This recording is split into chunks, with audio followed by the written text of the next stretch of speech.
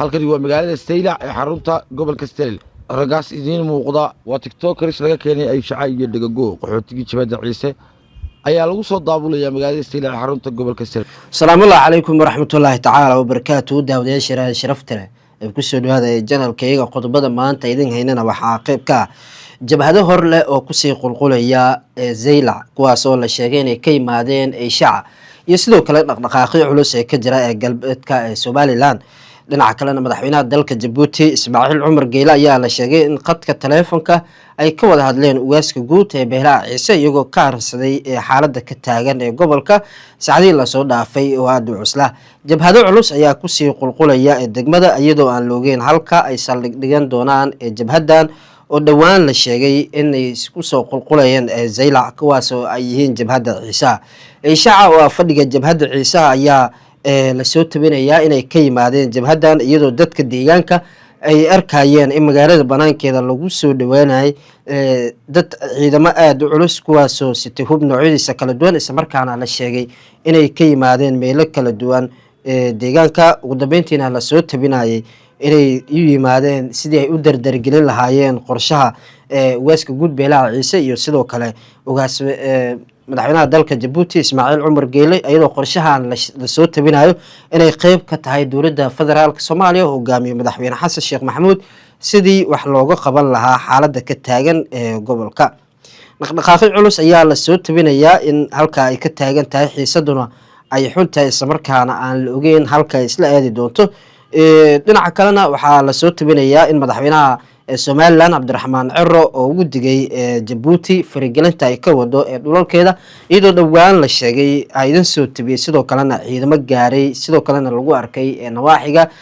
Saylac kuwaas oo la soo tabinayay inay sitay calanka Djibouti iyo tuutahoodii iyo hubkoodii kadib markii la sheegay in ciidankan ugaaska guud Beelaha Ciise ugaas Mustafa ku amray inay si degdeg ah ugu xaadiraan deegaanka maadaama xiisadda ay sii xumaanayso iyo aqoonsiga Somaliland ay ka heshay Israa'iil oo ay sababtay arrinka inay mar kale ciidanka Somaliland ay soo galaan gudaha maamulka Somaliland iyadoo halka ay qorshe ay tahay in laga bilaabo dhaqdhaqaaqyo aad u culus kuwaas oo sabab u noqon kara in mar kale uu sii xoogayso dagaalka ka taagan xiisadda gobolka.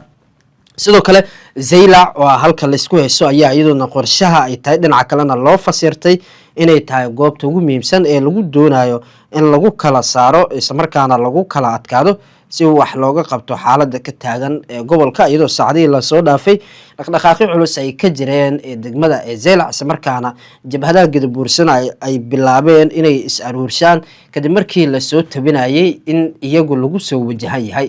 jabhada beesha Gadabuurse oo maalmihii u dambeysay reerkaasi ay sheeganayeen inay dhulka Saylac iyo Lughaya iyagoo ay leeyihiin fariimo kala duwan hawada isku marsiiyeen reeraha Ciise ayaa mar kale la soo tabinayaa in xiisaddu faraha ay ka sii baxday isla markaana qorshe uu yahay sidii dhulkaasi gacanta loogu dhigi lahaa isla markaana looga adkaan lahaa reeraha Samroon. xiisadda ayaa sii xumaatay iyadoo aan la ogeyn halka ay saldhig dhigan doonto. haddana saacadii la soo dhaafay madaxweynaha Somaliland Cabdiraxmaan Ciro ayaa la sheegay in fariimo toos ah u diray madaxweynaha dalkaasi Djibouti Ismaaciil Cumar Geyle isagoo ugu digay in madaxweynaha uu sameeyo farigelino oo kuwaas oo qaaban. horeyna madaxweynaha Somaliland Cabdiraxmaan Ciro oo meel fagaare ka hadlay ayaa sheegay in cadowgeeda ay ka mid tahay Soomaaliya iyo Djibouti ay ka waantoobaan isagoona sheegay haddaysan u haystaan in Somaliland aysan xulafo lahayn ay imika ay haystaan Israa'iil oo sheegay inay difaaci doonto isla markaana ay ciidamo horle ay siin doonto si ay ugu adkaadaan isla markaana ay ula diraan Djibouti iyo Soomaaliya.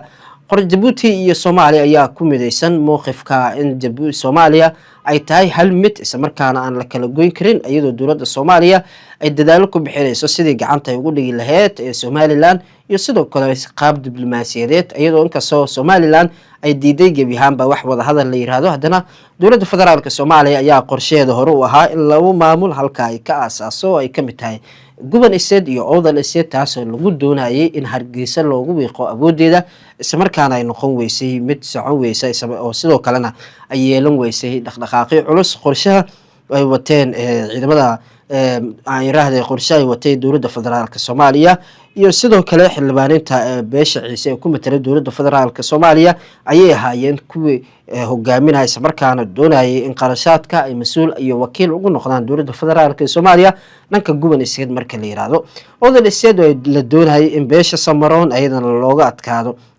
ay uga adkaadaan SNM ayaa ugu dambeyntii noqotay mid fashil kusoo dhamaatay kadib markii jabhadda Gadabuursi ay u kala baxeen laba qaybood qaybna ay diideen in la kala jaro Somaliland halka qayb kalena ay sheegayeen inay doonayaan weli in lagu kala adkaado isla markaana lagu kala qaybsamo aragtida ee gobolka xiisadu si ayaa faraha kasii baxday lama oga si dabcan halka markaan wada aadi doonto maadaama aan loogeyn dhaqdhaqaaqa halka ay ka jiri doonto iyo sidoo kale inay xiisadu halka ay faraha ay kasii baxdo saacadihii lasoo dhaafay waxaa lasoo tabinayay in aysan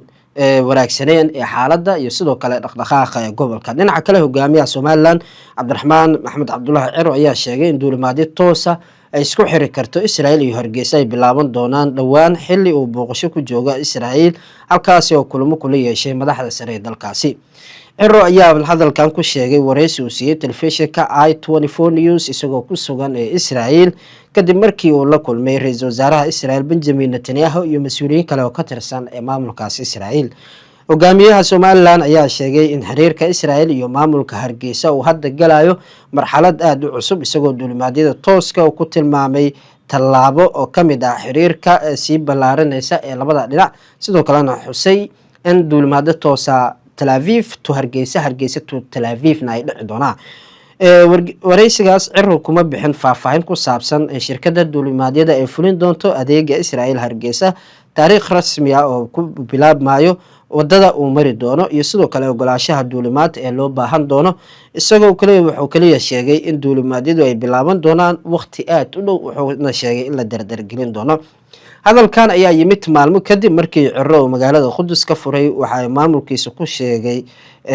safaaradii ugu horeysay ee Somaliland tallaabo ay si adag uga hortimid dowladda federaalka Soomaaliya Somaliland oo ah isla markaana doonaysa oo ah mid kamid ah ay ku taalo waqooyi galbeed ee Soomaaliya ayaa tan iyo 1990 sheeganaysa inay ka gooday Soomaaliya balse ma jiro dal ka tirsan midowga Afrika oo aqoonsaday dal madax banaan ee dalkani inkastoo Ciro uu sheegay in duulimaadyada tooska Israa'iil iyo Hargeysa ay isla markaana ay soo dhow yihiin haddana arrintaasi waxay taabanaysaa mid kamid ah qodobada uga xasaasisan ee muranka ee Muqdisho iyo Hargeysa u dhaxeeya sharciyada ee maamulka hawada ee Soomaaliya dowladda federaalka Soomaaliya ayaa ah maamulka isla markaana caalamku u aqoonsan yihiin inuu maamulo hawada Soomaaliya oo ay ku jiraan marinada duulimaadyada ee mara ee Somaliland taasi waxay ka dhigan tahay in duulimaadyada joogta oo si toos ah oo ka yimaada Israa'iil kuna socda Hargeysa oo u baahan doono habracyo oo duulimaad oo waafaqsan maamulka hawada ee Soomaaliya iyadoo xiriirka duulista rayidka caalamiga Muqdisho ayaa marar badan sheegtay in xiriir kasta oo siyaasadeed diblomaasiyadeed amni ama duulimaad oo lala sameynayo Somaliland u maro dowladda federaalka Soomaaliya Somaliland ayaa dhankeeda hore u sheegtay in diyaaradaha soo galay ama ku shaqeynaya hawada ay sheegato isla markaana ay u baahan yihiin ogolaansho ku yimaada Hargeysa dowladda Soomaaliya ayaa diiday arrintaasi waxayna ku adkeysatay in maamulka hawada Soomaaliya uu yahay awood federaal oo aysan jirin cid kale oo si madax banaana u bixin karto awaamiirta ee hawadeeda tusaale ahaan arrintan ma ahayn dood malawaala Soomaaliya waxay horey iyadoo u muujisay in hay'adaha caalamiga ee la aqoonsan yahay ee maamusha hawada dalka ay saameyn ku yeelan karto diyaaradaha Israa'iil horaantii sanadkan shirkadda diyaaradaha Israa'iil ee Arkiya ayaa sheegtay inaysan helin ogolaansho oo ay ku marto hawada Soomaaliya xilli ay duulimaad ku tageysay Thailand kadib markii Israa'iil ay aqoonsatay sidoo ay Israa'iil ay aqoonsatay sheegashada gooni u sataaga ee Somaliland shirkaddu waxay sheegtay inay si joogto ah u gudbinaysay codsiyada ogolaanshiyaha ee marista hawada taasi oo qayb ka ah habraacyada caadiga ee duulimaadyada caalamiga balse aysan helin cusboonaysiinta ogolaanshaha bisha February Arkiya ayaa xilligaas sheegtay in haddii ogolaanshaha uusan imaanin ay adeegsan lahayd wado kale iyadoo aan waxba laga bedeli doonin ee jadwalka rakaabka Soomaaliya ayaa markii dambe ogolaatay in Arkiya ay dib ugu sii gudubto hawadeeda halka shirkaddu ay sheegtay in ogolaanshahaasi isla markiiba oo dhaqangalo isla markaana hirgalay. Dhacdadaasi waxay muhiim u tahay dood kasta oo la xiriirta duulimaad la sheegay in Israa'iil iyo Hargeysa ay yeelan karaan, waxayna muujisay Soomaaliya inay dib u dhigi karto ama diidi karto ogolaanshaha marista hawadeeda ee shirkadda diyaaradeed Israa'iil oo laga leeyahay. Waxay sidoo kale ay muujisay in shirkadaha diyaaradaha Israa'iil ay ku tirsan yihiin ogolaanshaha rasmiga ee Soomaaliya marka ay adeegsanayaan hawada dalka. Sidaa darteed su-aasha ma aha in diyaarad Israa'iil laga leeyahay ay awood u leedahay inay jir ahaan ay u soo dhawaato Hargeysa oo Soomaaliya ay u aqoonsan tahay dhulkeeda. Su-aasha waxay tahay in shirkadda diyaaradeed si joogto ah u shaqeyn karto iyadoo la tallaabsanaynin hay-adaha duulista ee la aqoonsan yahay, taasi oo gacanta ku haysa ee maamulka hawada iyo nidaamka ogolaanshaha duulimaadyada. Adeega loo yaqaano kaashirka e-visa, muranka e-visa ayaa horey u muujisay sida awaamirta ee dowladda federaalka Soomaaliya ay u saameyn karaan safarka caalamiga ee Hargeysa xitaa marka Somaliland ay diido. Soomaaliya ayaa soo rogtay nidaamka electronic travel loo yaqaano authorization system oo loo yaqaano ETAS, kaasi oo dadka sita baasaboorada ajnabiga loogu baahan yahay inay helaan ogolaansho elektarooniga ka hor intaysan u safrin Soomaaliya. Somaliland ayaa diiday nidaamkaas, waxayna sheegtay in dadka u safraya Hargeysa ay weli fiiso ku qaadanayaan garoonka diyaaradaha ee Cigaal. hase yeeshee shirkadda diyaaradaha ay rakaabka u socday Hargeysa ka dalbaday inay kusoo bandhigaan e-visa ama ogolaanshaha elektarooniga ee dowladda federaalka Soomaaliya ka hor intaysan diyaaraddu raacin. Talada socdaalka ee dowladda Britain ayaa sidoo kale sheegtay in qofka uu safrayo garoonka Hargeysa laga yaabo in weli laga codsado inuu muujiyo e-visa ee Soomaaliya si loogu ogolaado inuu diyaaradda raaco, inkastoo fiisaha oo aan lagu aqbalayn gelitaanka marka uu qofka gaaro Hargeysa. Arrintaas waxay muujinaysaa sida caalamka oo markasta u fuliyo sharciyada iyo shuruucda caalamiga ee dowladda federaalka Soomaaliya sharcigeeda xitaa haddii ay diido Hargeysa, taasi oo Somaliland ku qasabtay in shacabkeeda ay ka qaado lacag fiisa oo dheeraad ah kadib lacagteeda e-visa. Dowladda federaalka Soomaaliya ayaa toddobaadkan mar kale sheegtay inay tahay hay-adda kaliya ay sharci ahaan awood u leh in Soomaaliya ku maamusho marinka xiriirada caalamiga tooska. Wasaaradda arrimaha dibadda ee Soomaaliya ayaa sheegtay in xiriirka Israa'iil ay la yeelatay Somaliland uu yahay xadgudub ka dhana madax banaanida, midnimada, wadajirka dhuleed iyo nidaamka dastuuriga ee Soomaaliya. Muqdisho waxay sidoo kale sheegtay in xiriir kasta oo siyaasadeed, diblomaasiyadeed ama amni oo lala sameeyo Somaliland iyadoo laga tallaabsanayo dowladda federaalka uusan ahayn wax sharci ah oo miisaan siyaasadeed leh. Sidaa darteed, ballanqaadka Cabdiraxmaan Ciro oo ku saabsan duulimaadyada tooska Israa'iil iyo Hargeysa wuxuu u muuqdaa mid ay adag tahay inuu ka hirgalo gudaha Somaliland iyo maamulka Israa'iilba.